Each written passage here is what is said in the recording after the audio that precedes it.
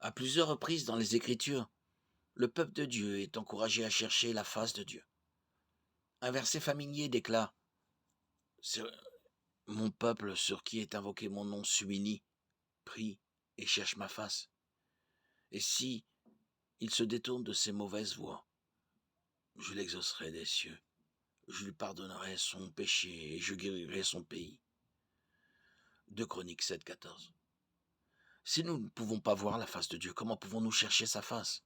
Le mot hébreu pour face dans l'Ancien Testament est souvent traduit par présence. Lorsque nous cherchons la face de Dieu, nous cherchons sa présence. L'appel à rechercher la face de Dieu a été lancé à son peuple, parce qu'il l'avait abandonné et devait revenir à lui.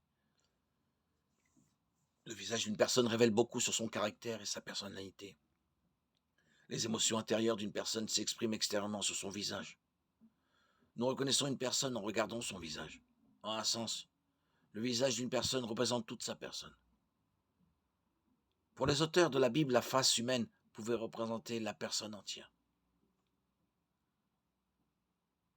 Dans le psaume 105,4, les fidèles de Dieu sont appelés à chercher continuellement sa face.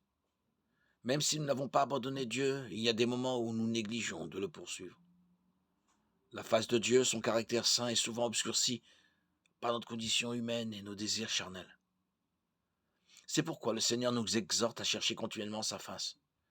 Le Seigneur désire être notre compagnon constant dans toutes les expériences de la vie. Il veut que nous le connaissions de part en part. Si nous nous approchons de lui, Dieu s'approchera de nous. Approchez-vous de Dieu, il s'approchera de vous. Nettoyez vos mains, pécheurs. Purifiez vos cœurs, hommes irrésolus. Jacques 4, 8.